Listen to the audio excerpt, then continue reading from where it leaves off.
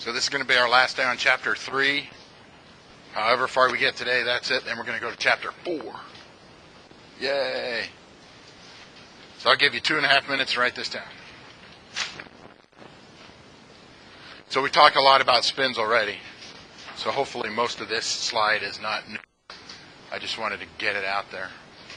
So you could put at the top, this is section 3C, and you could say this is the last part of chapter 3 if you wanted. Or maybe at the end, hopefully I'll remind you this is the last part of chapter 3. That first one there is what is a spin? It's an aggravated stall where you descend in a corkscrew path. You're spinning around and around and you're going, ah, most of the time. On the FAA Airman Certification Standards, when you're doing that on your CFI endorsement, you don't have to say, ah, while you're doing it. That's a recommended technique.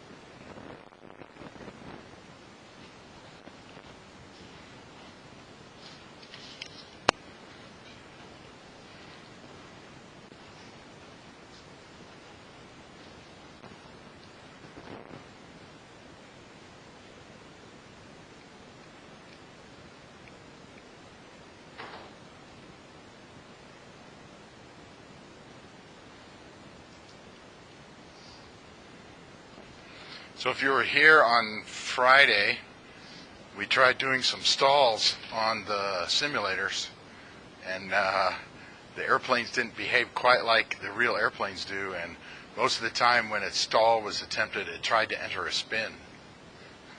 So unfortunately, those stalls weren't very realistic. I've got an email into the simulator manufacturer telling them about it, because they built that airplane for us specifically, so I don't think they spun it or did stalls. In any case, if you want to spin, you got to exceed the critical angle of attack, which means you got to stall it. So if you're going to spin it, you got to spin the airplane, you got to stall it, and it has to be an uncoordinated stall. So while I'm stirring this around, I want you to think about what does it mean when I say it's uncoordinated.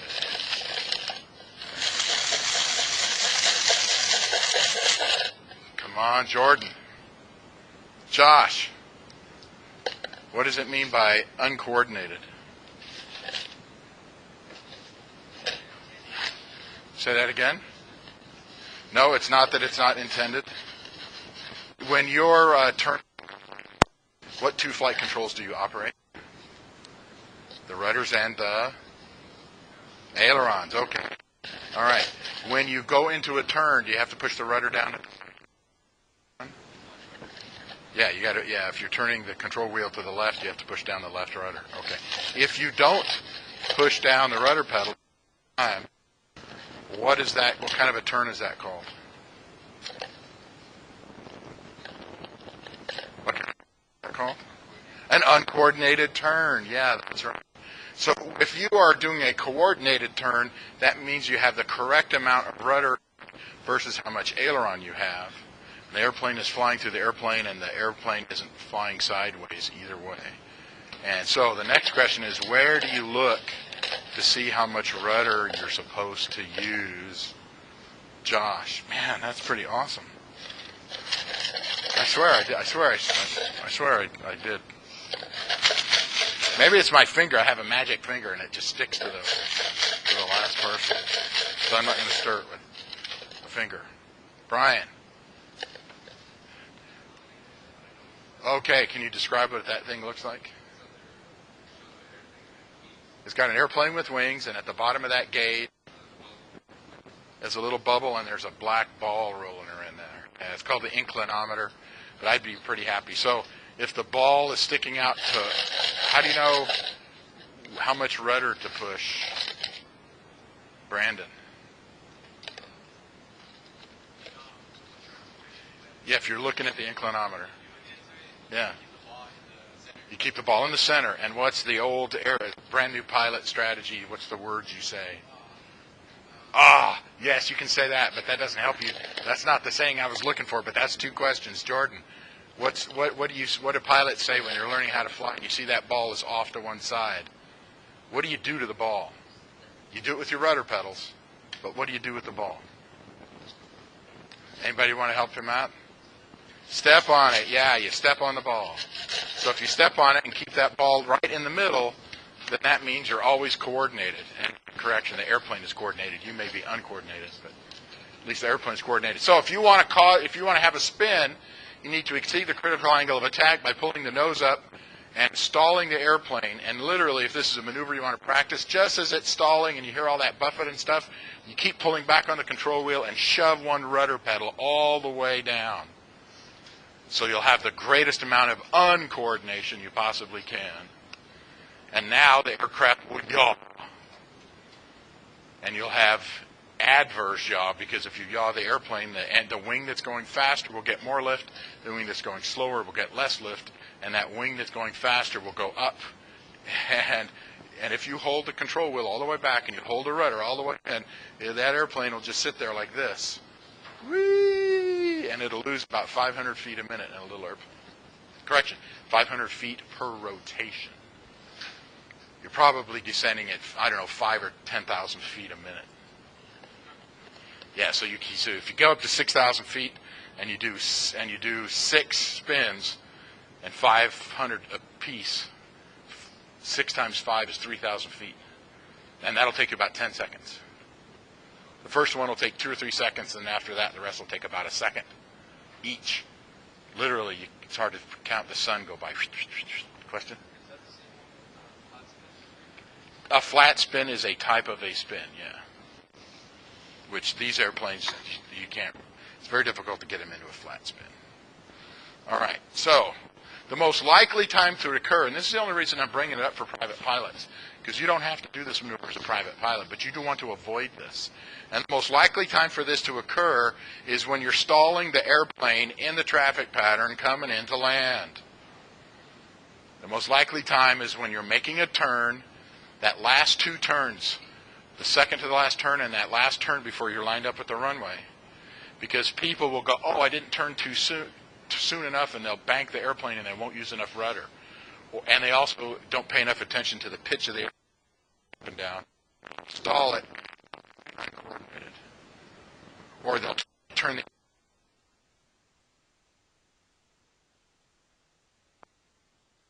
not coordinated. And they'll inadvertently, accidentally pull the nose up too high and stall. Pulling the airplane in an uncoordinated turn at a low altitude, this is the worst place to do it. Oh, wait, and that's the most likely place to do it because you're slow enough that you can easily stall and you might not pay enough attention. So, to how much, are you okay, Brian? Do you need some help? Yeah, okay. So, your flight instructor flying around the traffic pattern, they're going to be on you like crazy to make sure that you're doing every turn coordinated and that you're never flying so slow that you might stall the airplane. When you're taking flying lessons, over the course of earning a private pilot certificate, you have to do a thing called solo. Solo means by yourself. So when I was first giving people flying lessons, I was trying to decide, I was unsupervised as a flight instructor, so I was just faking it. I mean, I was following the federal aviation regulation, but the regulations just say I can solo a student and sign their logbook and say they can fly by themselves as soon as I think they're okay. It didn't really say how okay do they have to be. So I made up my own, and I said my policy was student had to have 3 flights in a row where they would do 3 takeoffs and landings or more in each of those flights. And in 3 flights in a row, I did not have a student while we were in the traffic pattern, in particular for airspeed and for coordination. And if they could do that, then that 3rd flight, I'd have their logbook already, and I'd be filling it out, and I would sign it, and I would jump out and say, go do 3 takeoffs and landings by yourself right now. And then they would do that by themselves. They would solo it. And now they became the pilot in command. Of course, if they crashed, the FAA would still come and talk to me and say, how come your student crashed? And that only happened once to me, where one of my students crashed. All right, so the only time you can only do this in certain airplanes, there are some airplanes where spins are prohibited. That is, there are some airplanes where you're not authorized by law to do spins. Most little training airplanes are authorized to do spins. You probably will not do one working on your private pilot certificate unless you specifically ask your, hey, can we do a spin or two? Which a student asked me, and he puked. Fortunately, being a prepared flight instructor, I was a Boy Scout for a day. What's the Boy Scout motto? Always be prepared. That's why I have a first aid kit in my car. I have other pieces of equipment. Well, never mind. In my car, I have a first aid kit in my car. Oh, no. But I'm just saying I'm prepared. I learned that from being a Boy Scout for one day. And another thing I learned, one other way to be prepared is to have throw a puke bag. There's a brand. It's called Sick Sack. That's what it says on SIC-SAC. They left out the K's. And you always make sure you have 2 or 3 of those. You have at least 1 per passenger. So I just keep like 10 in my airplane. 2 or 3 bottles of water and some gum in case people need to clear their ears when they're descending. But in flight training in somebody else's airplane, I still bring 6 sacks. Because what if they puke on me? So, or what if they say, well, it's your student, you have to supervise them cleaning up the airplane. So I'm personally motivated to have a 6 sack. So you only do it in airplanes that are approved for it, and I think I discussed it before, and I miswrote this. It's only needed before. You got to cross out the word on and write prior or before. You get it. You don't have to do it on your check ride anymore. You can do it with your instructor, but only when you're going up for your CFI. CFI stands for Certified Flight Instructor. So you ought to write that down. CFI stands for Certified Flight Instructor, and that's the person that you're going to pay to teach you how to fly an airplane in the actual airplane. They have a commercial pilot certificate. That's one piece of plastic. And then another piece of plastic says flight instructor on it. And it says airplane on the back. Anybody have any questions about spins? All right, if you had to recover, here are the steps. You pull the throttle back to idle so the engine's not trying to help pull you through the spin. You neutralize the aileron so you don't have any adverse yaw. And then there's the big one there is you push in the rudder pedal to make it stop spinning. And that's where I screwed up on my CFI check ride back when I took it. You had to do the spin on the check ride. And I reversed those 2 there. I tried to come out of the spin with the ailerons, which was terrible. It wasn't unsafe, but it wasn't going to get you out of the spin. The only thing you can do to get out of the spin is to stop the spin with the rudder and push the nose forward. I did it the second time. Yeah, after you fail your check ride, you drive back, you take the airplane back to wherever it's supposed to be, and then you cry on your way to visit your flight instructor. Oh, to recover? Oh, you do. You do as much of those 4 things as possible. The first 4 you do right away. So if you're in a spin, you go and you pull the throttle back and you neutralize the ailerons and you push the nose forward, or you push the rudder, and I guess it's the first 3. As soon as the spin rotating stops, then you push forward to recover from the stall. So it's the first 3 you effectively do simultaneously. And once you've stopped the rotation, the spinning part, that's where you recover from the stall. So literally,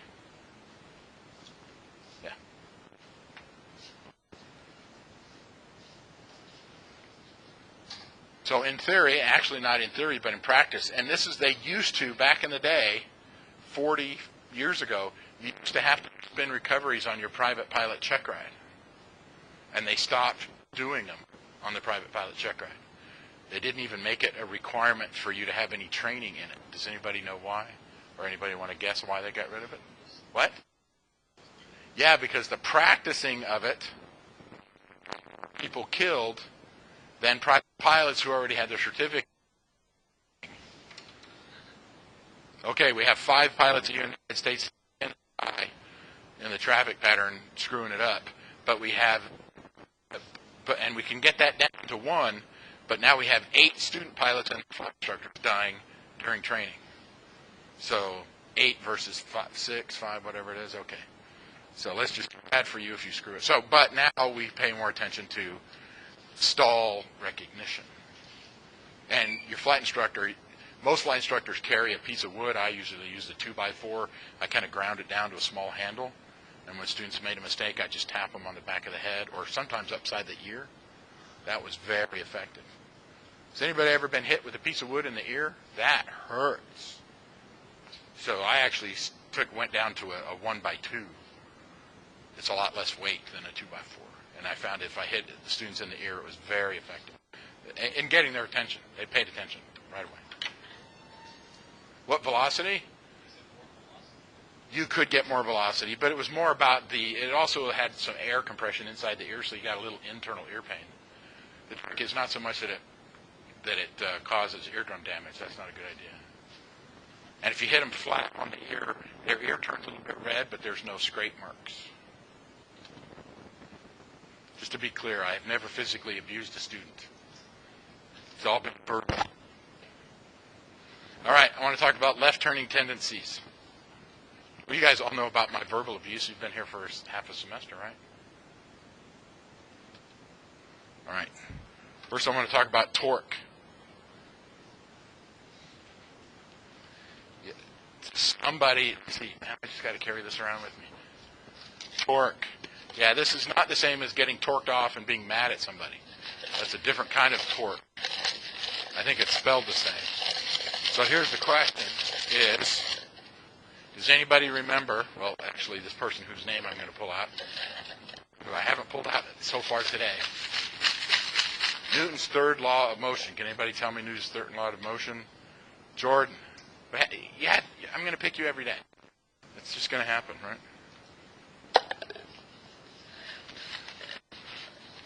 Okay, can I give you the first word?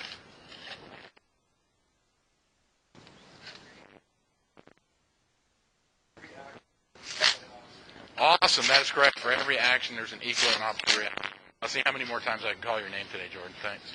So torque is the explanation for torque is every action there's an equal and opposite reaction. So if you're flying along in the airplane, pretending you're sitting in the airplane and you're looking for in engines, piston engines made in the United States that are for airplanes.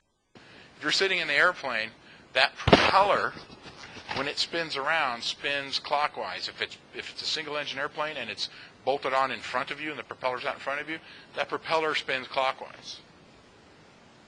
So that's one action. The engine is pushing on that propeller to turn the propeller clockwise, which means there's equal and opposite reaction in the other direction, counterclockwise. So that's what torque is.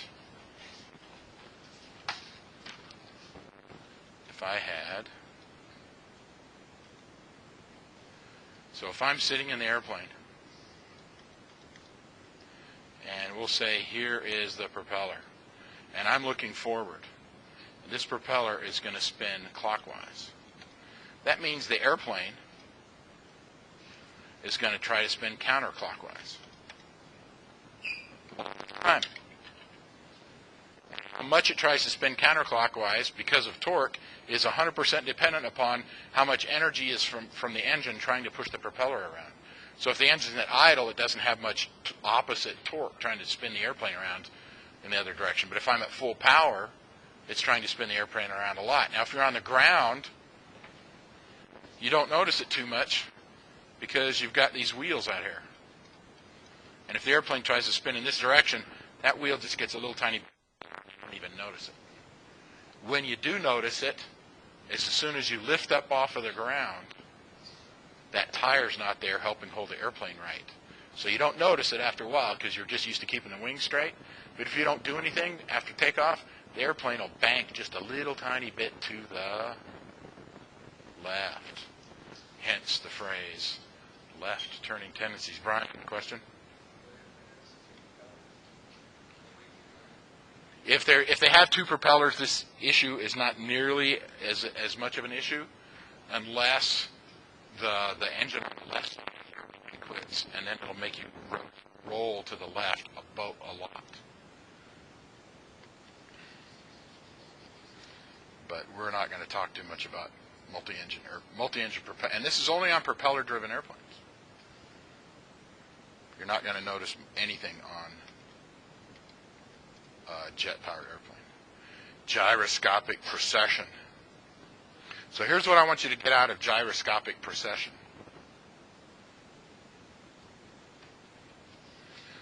Let's say we look at something that's spinning and we're looking down.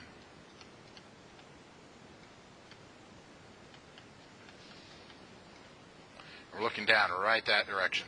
And let's say here is a pie plate, a plate. You know, like one of those circus acrobats and they got a plate spinning on a pole. We're looking down from overhead on stage, and this plate, we'll say, is spinning clockwise. If I push down right here, if I push straight down right there, gyroscopic precession says that 90 degrees later is where the force will act.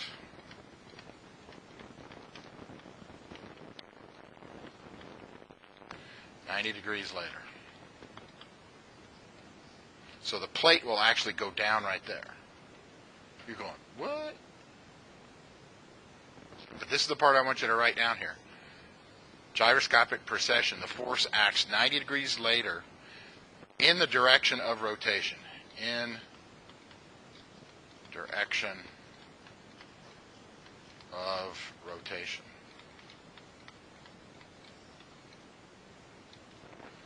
So you notice on this plate, it's spinning clockwise. So if we apply some pressure down here, 90 degrees later, going in the same direction, this is where the force actually gets applied.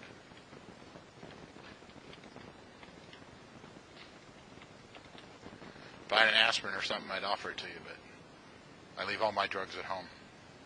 I mean, my over-the-counter legal medications.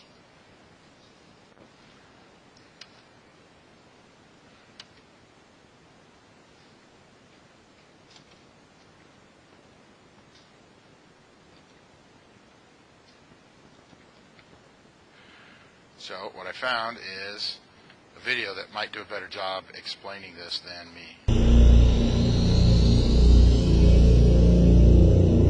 And of course, the sound's not right.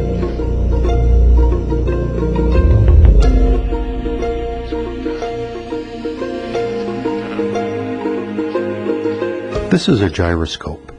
It consists of a metal wheel mounted on an axle. The wheel and axle spin freely, secured in a metal frame. This simple device can behave in the most unexpected ways. So this gentleman's got a handheld gyroscope. The components of this simple mechanism are obvious, and it doesn't seem to have any special capabilities. Try to stand it on end and it falls over.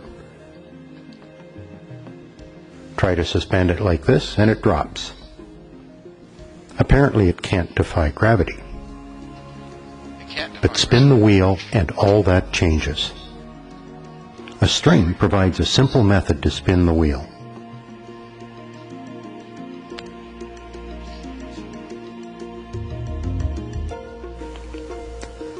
The first thing I notice about the spinning gyroscope is that it resists attempts to change its position.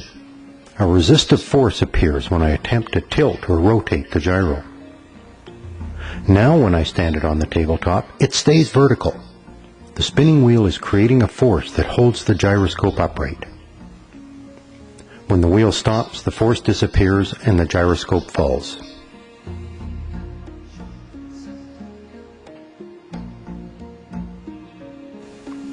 Incredibly, this force will support the gyroscope like this. It appears to be levitating.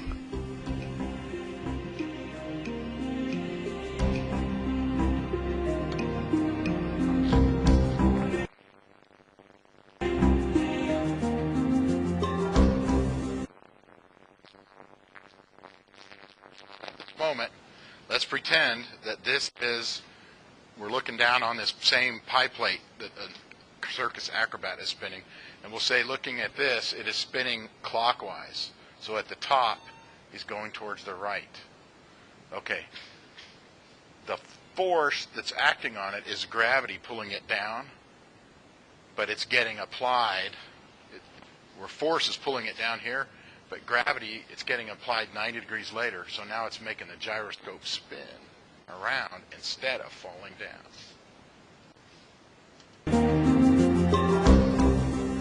A spinning gyroscope will balance on a string.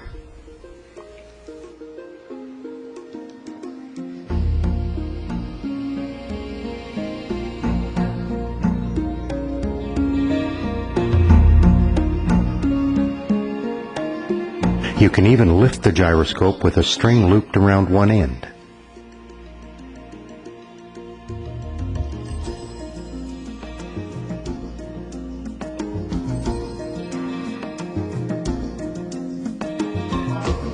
This interesting behavior is difficult to explain. Physicists have determined that a rotating wheel has angular momentum, similar to the momentum that a stone flying through the air has. Okay, well now it's using To change a lot of big words.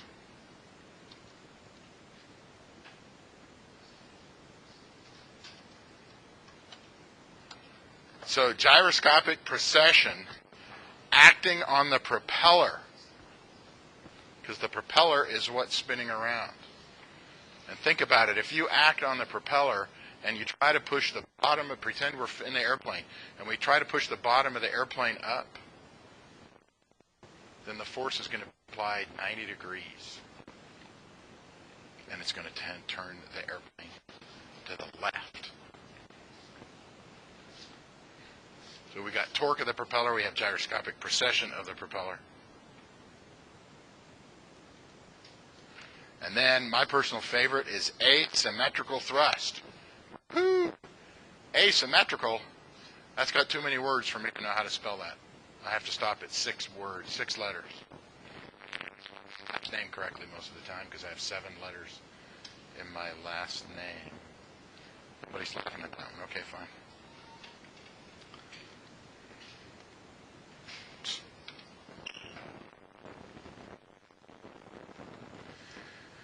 So, we're going to take 2 pictures of the same airplane. And here is a propeller. And this propeller blade is going down in this cockpit looking forward.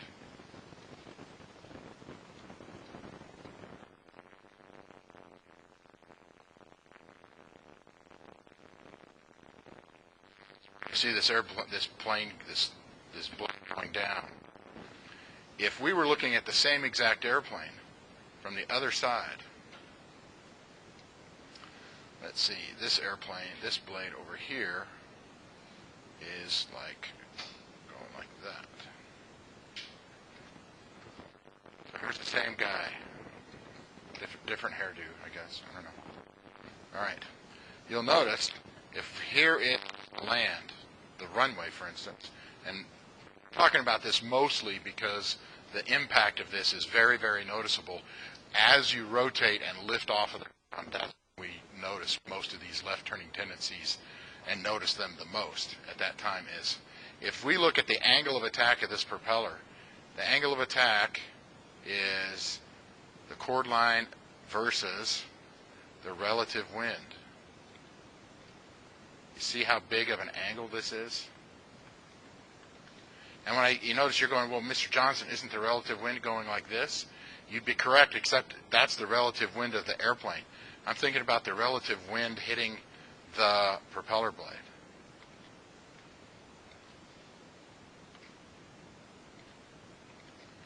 So that's the relative wind on the blade. But here, remember the airplane, that this propeller is going around in that direction.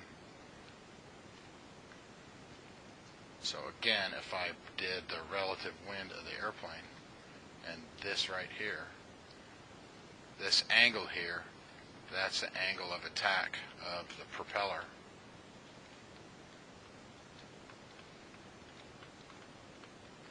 And this angle right here is bigger than this angle right here is smaller. So one of these two propellers has a big angle of attack and the other one has a small angle of attack. Which one of these propeller blades is going to generate more lift? In this case it's thrust, pushing back, but that's all a propeller is doing. It's just a rotating airfoil that's generating lift, but instead of holding the airplane up, it's instead of blowing the air down, it's blowing the airplane back. So the airplane moves forward. Well, angle of attack still is the same deal. So will you get more lift if you have a higher angle of attack, or will you get more lift if you have a low angle of attack? The speed going across the airfoil is the same, the airfoil is the same, the air density is the same, so all we're doing is changing the angle of attack. Which of these two propeller blades is going to have more lift? The what?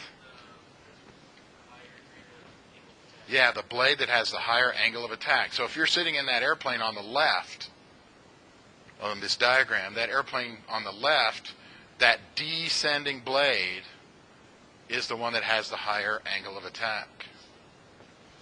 So if I was going to draw this airplane, and here's the top of the airplane, so here's Fred looking forward, and here's our propeller blade. This blade going down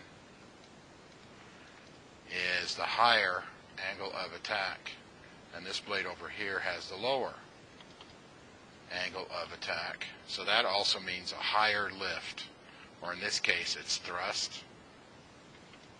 So which way is this airplane going to yaw, left, or is the airplane going to yaw to the right? Yeah, it's going to yaw to the left. So this propeller blade's going to have more lift, so it's going to tend to rotate. So that means we're going to yaw left. So if you're driving straight down the runway and you haven't rotated the air nose up yet, and you're going straight down the runway, then this asymmetrical thrust hasn't come into play yet, because the downward going blade has the same angle of attack as the upward going blade. But as soon as you pull the wheel back and the nose comes up, now the descending blade on the right-hand side of the airplane has a higher angle of attack. It's going to pull more, and that right-hand blade that's descending is going to pull the nose towards the left. Did I lose anybody there? Not yet.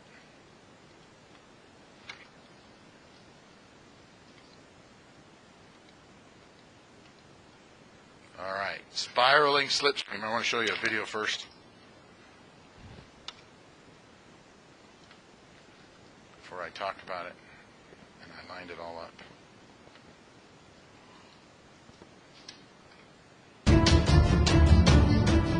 I don't care about the sound here. Now look, I want you to see what's happening here. I'm not going to get into the theory of propeller tips at the moment, but at the propeller tips, it's reducing the pressure of the air, so that this is on a very humid day, so it's actually making little clouds out there. So that swirling that you can see is actually a cloud coming off the tip of the blade. So as the airplane is moving forward, it's blowing air backward. So that's what this slipstream is actually showing, that behind the propeller is a sideways tornado. It's blowing air back. Now in this airplane, it's a twin-engine airplane, and there's nothing behind this propeller. But on a single-engine airplane, what's behind the propeller? About 15 feet. It's that thing that sticks up in the back of the airplane. The vertical stabilizer, also the rudder is back there. So if you're sitting in the airplane and that slipstream is spinning back towards the rudder pedal, it's spinning. So let's pretend we're sitting in the airplane. Here, I'll draw a picture. That'll help.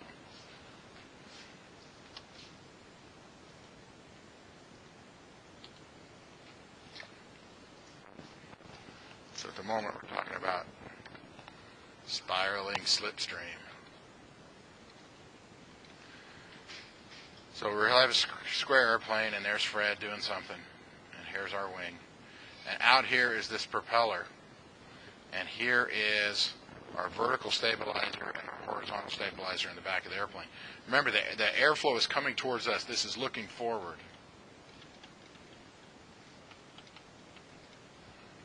If this propeller blade is coming down, that means that this slipstream is rotating in this direction. So if this slipstream is rotating this direction, this arrow right here, it's going to hit this vertical stabilizer in the back of the airplane. If I drew this from the top, here's our vertical stabilizer in the back, and a wing, and a propeller, and this slipstream is going around and around and around. Which way is it going to push the tail of the airplane? I know this is tough. Which way is it going to push the tail of the airplane? Anybody want to try? Besides Jonathan? How about anybody? No? Which way is it going to push the tail? I don't want to have to call Jordan. What is it, Brian? Yeah, it's going to... No, it's not going to push the tail to the left. This was a trick question. The nose is going to yaw to the left. It says so at the top of the slide. But the tail... Look down here. If this is a spiraling slipstream coming back, it's going to hit the left side of the tail. It's going to push the tail to the right. Same thing here. Just looking from the top, this spiraling slipstream is going to hit the tail on the left side, and it's going to push the tail. The tail goes right. So now, Brian, which way is the nose going to go? Left. So this one here, this is happening all the time that the propeller is spinning and generating thrust. Not just on the ground when you're going slow, or during rotation when you're going slow, or climbing. If you have any amount of thrust, now granted, if you're at altitude and you pull the throttle all the way back to the airport, this is going to be almost... You're flying, the engine is producing thrust, and the propellers make this slip.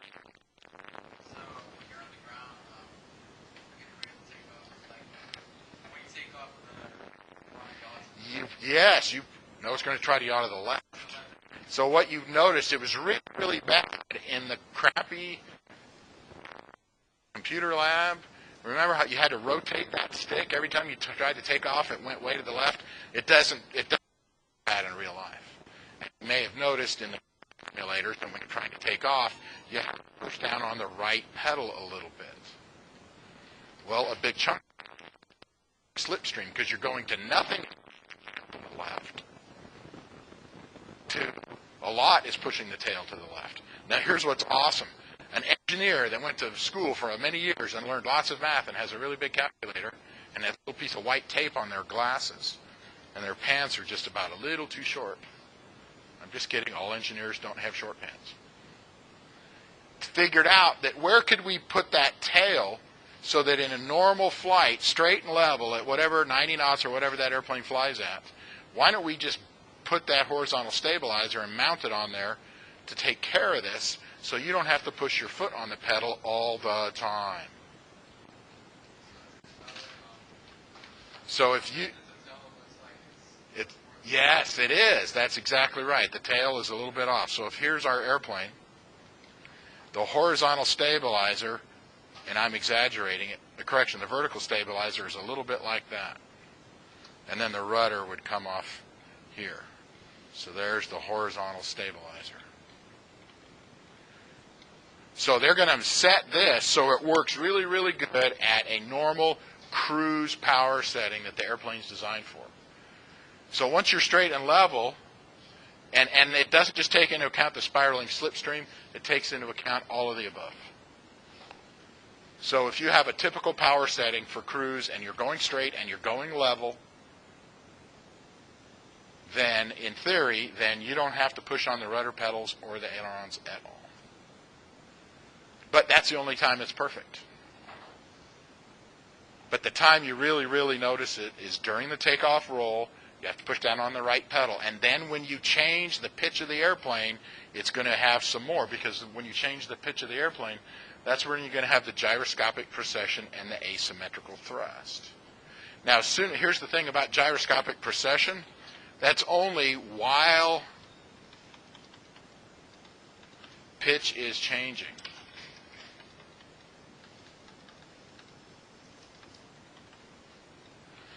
Because there's no force. If you pitch the nose up, let's say you pull it up 10 degrees, and then you stop and you hold it there, there's no more force trying to change where the propeller is getting pushed. So that gyroscopic precession, trying to rotate the airplane to the left, yaw it to the left, that's only occurring, the gyroscopic precession part is only occurring while the nose is getting pulled up. The asymmetrical thrust is the entire time that the airplane is in a pitch up attitude. So it's not just during, remember, for asymmetrical thrust, you cruise on the runway, and when you start to rotate, that's when asymmetrical thrust kicks in, and now you have to push the rudder in just a little bit more, but now you got to hold it there all the way until you climb to altitude, and then when you level off and accelerate, you slowly get a let off the right pedal. And I've done climbs from sea level to 12,500 feet to get there, pushing the whole time. My right big toe, then my left big toe. So I've actually gone into a gym and tried pushing with those two toes, and I've got 110 pounds of lift on my right toe and only 90 pounds on my left toe. You're looking at me and you're grinning, Josh. You don't think I went to the gym and tested that out? You think I did? Okay, this is the second in a row I have said something that is not accurate. Huh? There's no problem with doing that. It's just that I've never done it. You're welcome to go to the gym and do whatever you want as long as I'm not there. Any questions?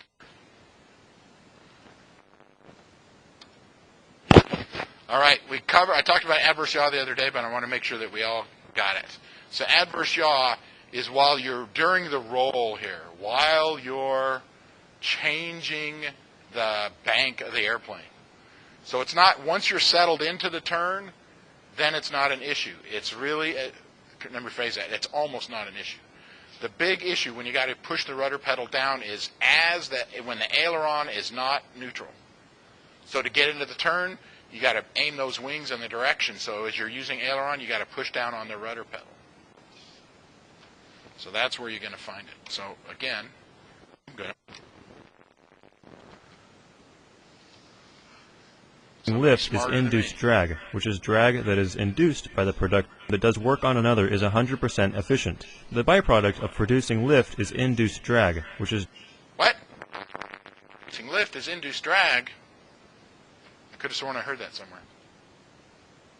Drag that is induced by the production of lift, and usually the amount of lift that each half of the wing creates is equal. However, when we use our ailerons to roll left or right, one aileron deflects up, causing the wing to produce less lift, and the other aileron goes down, causing the wing to create more lift. By changing the amount of lift that each wing makes, we can roll the aircraft. But since the byproduct of producing lift is drag, the wing that produces more lift is also producing more drag. This causes the airplane to kind of slip through the air sideways. Look what's going on to the inclinometer. So just for fun, which pedal does the pilot need to push down to get this to be a coordinated turn? Left, yeah, step on the ball.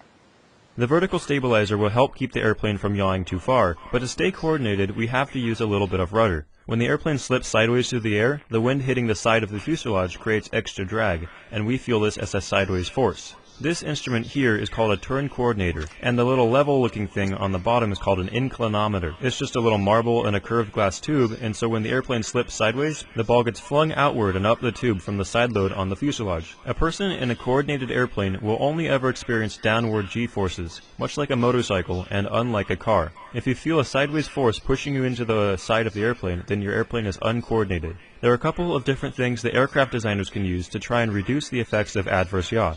Some airplanes actually mix in a little bit of rudder with the aileron usage. So there's actually some airplanes where inside of the airplane they connect the ailerons to the rudders. In fact, there was one airplane called the Air Coupe where they connected the rudders to the aileron completely, and they got rid of the rudder pedals. So whenever you moved the control wheel, the rudder operated, which meant what happens after takeoff, you can't just shove the rudder in, which means after takeoff, you're probably in a very slight bank. But the nice thing is it was easier to fly. Question, Jaron? How fast? It was a little tiny two-seater. Reasonably effective. The point was to try to make the airplane easier to fly and therefore less likely to crash. The first model came out in 1946. You remember 1946, probably. Okay, I do. I was in my late 20s in 1946. In any case, the intent was to make it harder to crash the airplane, because tail dragger airplanes with the little tiny tail wheel in the back, the center of gravity is not in a good spot, and when you hit the ground, if you hit the ground cockeyed, it tends to make the airplane yaw even worse. So you had to be really crazy accurate on the rudder pedals during landing. Most little airplanes now that you purchase and you take for flying lessons, it has a nose wheel up in the front, and when you hit the ground, the center of gravity actually straightens the airplane out. And that's how the air coupe was built, like a Piper Tomahawk or a 152. So when you hit the ground, it actually straightened it out, so you didn't need the rudder very much. But there was a lot of times in flight where if you had an inclinometer, it would show that you had an uncoordinated turn, because like during climb, you can't push in the extra right rudder. So you'd be climbing in an uncoordinated turn. I mean, climbing uncoordinated. So I don't think they caught on, not because of that issue. It's just there were other airplanes that competed against it. It was like, well, I don't know. I can't compare it to a car. Mix in a little bit of rudder with the aileron usage, and some airplanes like this Beechcraft Duchess use freeze-type ailerons. This is where, when one aileron goes up, the leading edge of that aileron dips down into the airflow to cause extra drag, hopefully countering the induced drag. So you see that right there? You can see the aileron right here. When the aileron goes up, that means less lift, less drag. The bottom half part of the aileron sticks out and brings some more drag in, so that it doesn't get rid of, it just reduces the amount of adverse yaw. So in this airplane, when you turn, you don't have to use nearly as much rudder. On the other side. Some airplanes, like this Piper Arrow, use differential ailerons. This is where the upgoing aileron travels farther than the downward one.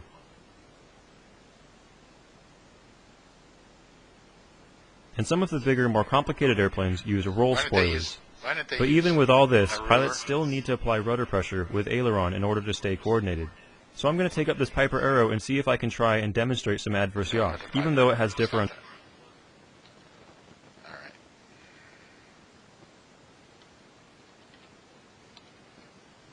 So adverse yaw occurs at the beginning of the turn when you're applying aileron. That's why you have to apply rudder in the direction of the turn. And so what is the definition of adverse yaw? Whoops, it's right there at the top. Adverse yaw is when the aircraft yaws opposite to the direction that you're trying to turn, opposite to the direction of the desired turn.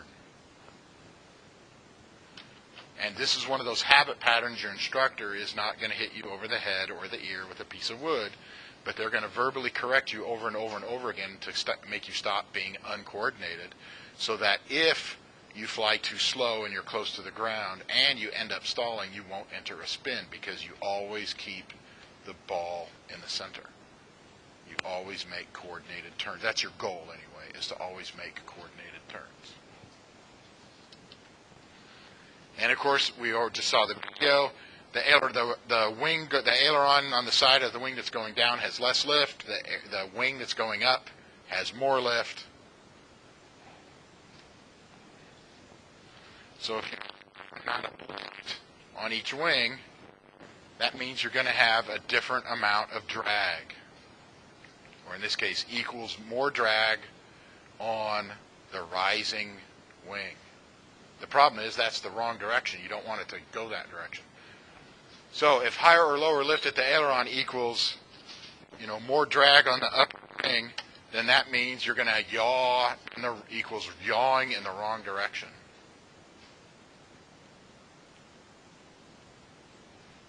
I hate it when I yaw in the wrong direction, because it tries to turn the airplane in the wrong direction. So let's see how many more of these equals I have. Nah, we're not going to use that third one. So what does the pilot do? You push the pedal down in the direction of the turn, and you always keep the turn coordinated. So today was all about the inclinometer,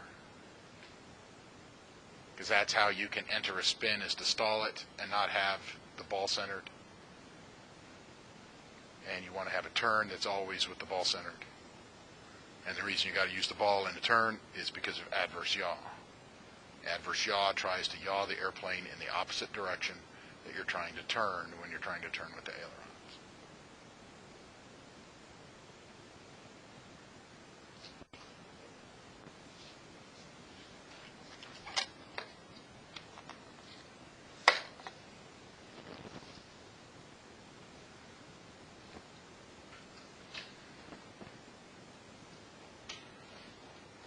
So while you're finishing your notes up there, today is Tuesday. Does anybody remember what happens on Thursday in Private Pilot Ground School at 1:20 in the afternoon? What's that, a pool party? No. Sorry, did you say pool party? What kind of party? Chips party? No, we don't eat food in class. You can bring chips and eat them at break and have a party, but I'm on a low carbohydrate diet, so I'm not going to have any. So I'll just look out the window and go, yeah, there they are eating their carbohydrates. What? Presentation? Nope. No, that ain't it. What? Yeah, the draft for the essay. So if you weren't here to get a copy of a blank draft essay form, now is the time to come up here and get one. And what day is it due? Thursday. At what time? You have a question? You have one? Yes, you may. Class is dismissed. I'll see you in the computer lab at 25 after on a real clock. 25 after on a real clock. What? Leave here. 20. Psst.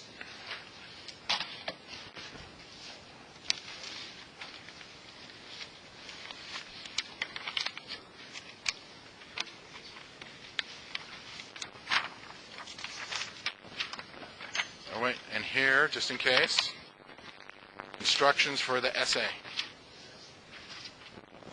And on the back is the grading criteria. You're only going to turn this in. I'm Mr. Flores.